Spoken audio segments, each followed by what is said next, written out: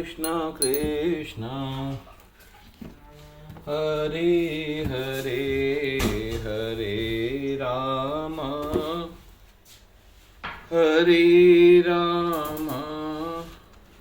राम राम हरे। आज हम श्रीमद् भागवतम के तीसरे स्कंद का पेज 70 पढ़ने जा रहे हैं। अत्यंत पीड़ावश उसके श्वास अटक जाती है और पूर्व स्मृति धुल जाती है। रक्त तथा मल से सना उसका शरीर अत्यंत दयनीय दिखता है और जब वह रोता है तो उसके माता पिता नहीं समझ पाते कि वह क्यों रो रहा है। माता पिता उसे जो देते हैं ना चाहते हुए भी वह उसे लेने के लिए बाध्य होता है। फलस्वरूप वह असहनीय परिस्थितियों का सामना करना है। कीटाणुओं से भरे बिस्तर पर लेटा वह बालक खुजली होने पर अपने शरीर को खुजला भी नहीं पाता।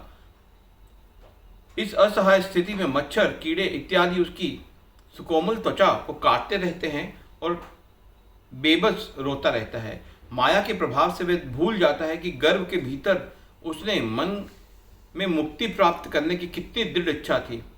इस प्रकार शिशु के शरीर में वह दुख भोगता है। तत्पश्चात जब वह विद्यालय में भर्ती होता है तब खेलने के स्थान पर उसे अध्ययन करने के लिए बाध्य किया जाता है।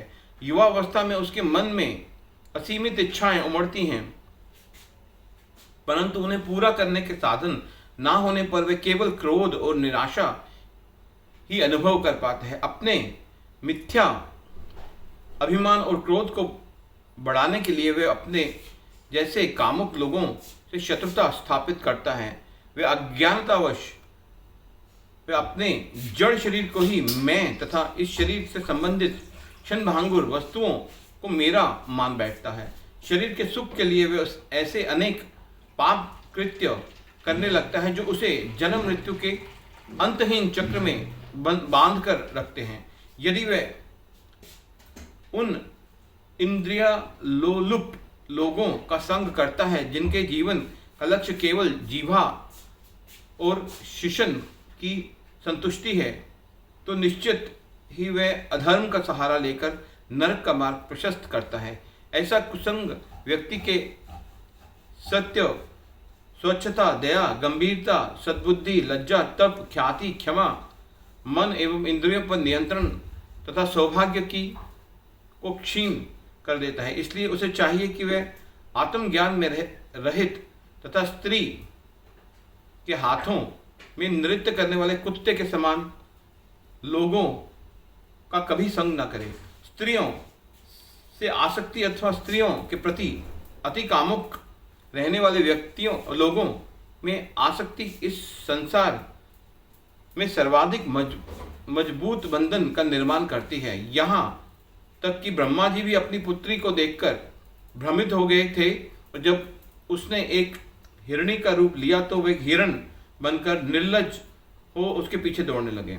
स्त्री भगवान की माया का घनीभूत रूप है और ब्रह्मा जी की सृष्टि में केवल नारायण ऋषि ही उसके आकर्षण से परे हैं।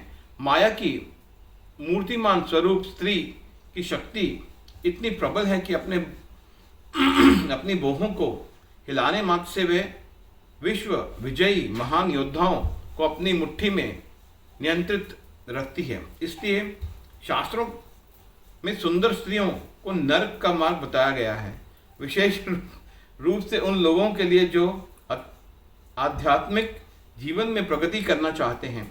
भगवान कपिल के मुख से यह उपदेश सुनकर देवहूति अपनी अज्ञानता से मुक्त हो गई। अब उसने भगवान को प्रणाम किया और निम्नलिखित स्तुतियों द्वारा अपने पुत्र को संतुष्ट किया। देवहूति ने कहा, हे भगवान, यद्यपि आप पूर्ण पुरुषोत्तम भगवान हैं, परंतु फिर भी आपने मेरे गर्भ से जन्म लिया है। चूंकि प्रलय के समय वे संपूर्ण सृष्टि आपके उदर में सिमट जाती है, यह आश्चर्य की बात है कि आप मेरे उदर में समाये हुए थे, परंतु वे बिल्कुल संभव है। प्रलय के समय आप एक छोटे शिशु के रूप में वटवृक्ष के पत्ते पर लेट जाते हैं और स्वयं अपने ही चरण कमल के अंगूठे को चूसते हैं। दूसरे शब्दों में, आप जैसे चाहें वैसा व्यवहार करने के लिए पूरी तरह स्वच्छंद हैं।